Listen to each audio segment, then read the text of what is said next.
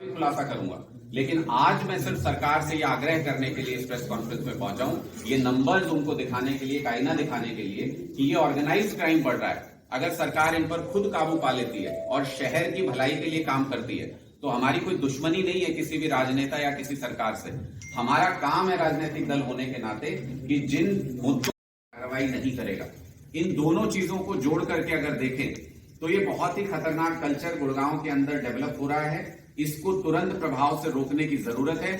और जिस तरीके से म्यूनिसिपल कॉर्पोरेशन में जिस तरीके से लूट चल रही है गुड़गांव के अंदर, ऐसे बहुत सारे मामले हम आपके सामने भविष्य में भी प्रेस कॉन्फ्रेंस के जरिए लेकर के आएंगे। बहुत सारी शिकायतें, बहुत सारी चीजें हमारे पास आ रही हैं, बहुत सारे डॉक्यूमेंट्स भी आ रहे हैं जो साफ इशारा करते हैं कि गुड़गांव म्यूनिसिपल कॉर्पोरेशन में जबरदस्त तरीके से लूट खसोट चल रही है, जबरदस्त तरीके से भ्रष्टाचार चल रहा है। उसका खुलासा भी आने वाले दिनों में करेंगे। लेकिन इसको रोकने के लिए जो पहली चीज है वो ये कि राजनीतिक संरक्षण तुरंत बंद होना चाहिए। हम मुख्यमंत्री से ये आग्रह करते हैं और उनको ये चेतावनी भी देते हैं, दोनों एक ही लाइन के अंदर मैं दोनों बातें कह रहा हूं कि आग्रह इसलिए कर रहे हैं कि आपकी जिम्मेदारी है मुख्यमंत्री के तौर पे कि इस तरीके का राजनीतिक संरक्षण नहीं मिलना चाहिए। और चेतावनी इसलिए कि आने वाले दिनों में आम आदमी पार्टी अगर इसी तरह से अपराध, ऑर्गेनाइज क्राइम बढ़ता रहा और अगर इसी तरीके से राजनीतिक संरक्षण दिया जाता रहा तो एक बड़ा आंदोलन आम आदमी पार्टी गुड़गांव में खड़ा करेगी।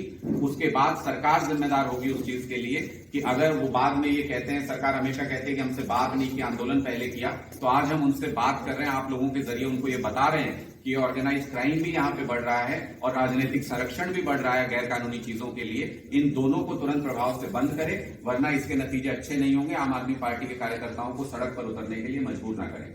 आपका कोई प्रश्न है तो आप पूछ सकते हैं। सर, राजनीतिक संरक्षण गैंग की आपने बात की, किसी गैंग का नाम बता सकते हैं जिनको संरक्षण प्राप्त हो? मैं आपके सामने जो सरकारी आंकड़े रख रहा हूँ वो मैं सर गैंग पे बात, मैं एक कॉन्सेप्ट पे बात कर रहा हूँ कि ऐसे ऑर्गेनाइज क्राइम सिर्फ तभी बढ़ सकते हैं जब ऑर्गेनाइज तरीके से गैंग्स डेवलप हो रहे हों। मैं आपके पास पास्ट हिस्ट्री से एग्जांपल लेते हुए मैं आपको ये बता रहा हूँ कि जिस शहर में या जिस राज्य में ऑर्गेनाइज क्राइम बढ़ा, ये मेरे लिए जरूरी नहीं कि मैं किसी गैंग का नाम लेके या किसी गैंगस्टर का तब तक पनपना मुमकिन नहीं होता जब तक इनके ऊपर कोई राजनीतिक हाथ नहीं होता, इनको कोई राजनीतिक संरक्षण नहीं होता। इसलिए गुड़गांव जैसी महत्वपूर्ण जगह पर, ऐसी जगह पर जिसको लोग चुनते हैं अपने मॉडर्न लाइफस्टाइल के लिए, सुरक्षा के लिए, फैसिलिटीज के लिए, ऐसी जगह पर मॉडर्न लाइफस्टाइल के लिए, सुरक्षा के लिए, फैसिलिटीज के लिए, ऐसी जगह पर अगर गैंग्स बढ़ रहे हैं, अगर ऑर्गेनाइज क्राइम बढ़ रहा है तो ये बहुत ही चिंता का विषय है। भाजपा सरकार इस विषय में पूरी तरह से फेल नजर आती है और इसलिए इस बात पर ध्यान दिए जाने की बहुत ज्यादा जरूरत है।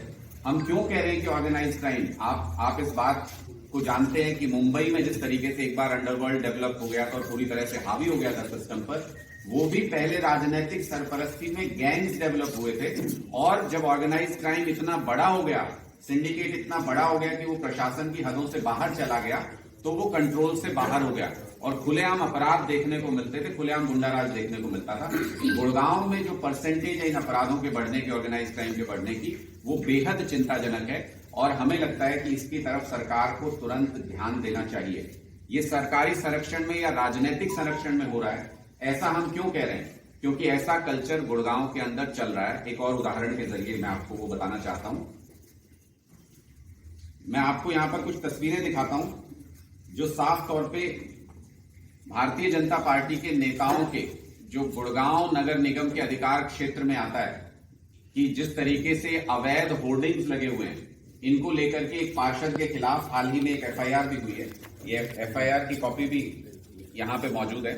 लेकिन बहुत सारे नेता ऐसे हैं जिनको मैं आगे आपको दिखाने जा रहा हूं, जिनके पोस्टर्स, होर्डिंग्स अभी भी शहर में लगे हुए हैं। वो राजनीतिक जो नेता हैं वो उस पार्टी से आते हैं जिसकी आज के दिन में सरकार है, इसलिए उनको ये संरक्षण प्राप्त है कि कोई उनको कुछ कहता नहीं है। ये लगातार ये सारे पोस्टर्स अगर आप एक एक जगह पे देखेंगे, ये बहुत कम एग्जांपल्स अभी हम आपको दिखा रहे हैं, ऐसे बहुत सारे एग्जांपल्स हैं। ये सारे ज्यादातर पोस्टर्स आप देखेंगे ये उसी पार्टी के लगे होंगे जिसकी आज के दिन में यहां पर सरकार है। पूरे गुड़गांव के अंदर आप लोग भी रहते हैं, आप लोग भी ये देखते होंगे। ये दो चीजों को लेकर के ये बहुत ही खतरनाक है ये मामला। एक कि इससे जो टैक्स रेवेन्यू है जो म्यूनिसिपल कॉर्पोरेशन का जो रेवेन्यू होना चाहिए उसका बहुत नुकसान होता है, यानी आम जनता का नुकसान होता है। आप लोगों से तो टैक्स वसूल रहे हैं, लेकिन जहां से अभी अभी आप सबको भी जानकारी होगी, सब न्यूज़पेपर्स में भी आया कि क्राइम रिकॉर्ड गुड़गांव का जो है उसको लेकर के कुछ नंबर्स पब्लिश हुए हैं, रिकॉर्ड सरकारी रिकॉर्ड जारी हुआ है, उसको लेकर के आज हम ये महत्वपूर्ण प्रेस कॉन्फ्रेंस कर रहे हैं। गुड़गांव कोई आम शहर नहीं है।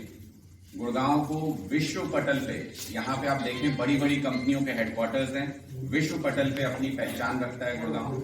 और ऐसे शहर में जिसको कि साइबर सिटी के तौर पे भी जाना जाता है, विश्व पटल पे अपनी पहचान रखता है गुड़गांव। और ऐसे शहर में जिसको कि साइबर सिटी के तौर पे भी जाना जाता है, इसके जो नंबर्स आए हैं वो बहुत चिंताजनक हैं। उसमें एक स्पेसिफिक चीज देखने को मिली है जिसकी वजह से आज हम ये प्रेस कॉन्फ्रेंस कर रहे हैं। आप अगर देखेंगे कि नंबर्स में जो अपराध बढ़े हैं 2021 से 2022 के बीच में, उन अपराधों में हत्या के केस जो हैं वो यहां पर बढ़े हैं, झपटमारी के केस जो हैं वो यहां पर बढ़े हैं। साथ ही आप देखेंगे शराब तस्करी के केस जो हैं वो यहां पर बहुत ज्यादा बढ़े हैं, और आर्म्स एक्ट के केस जो हैं वो बहुत ही ज्यादा यहां पर बढ़े हैं। ये मैं इसलिए स्पेसिफिकली आपको ये नंबर्स बता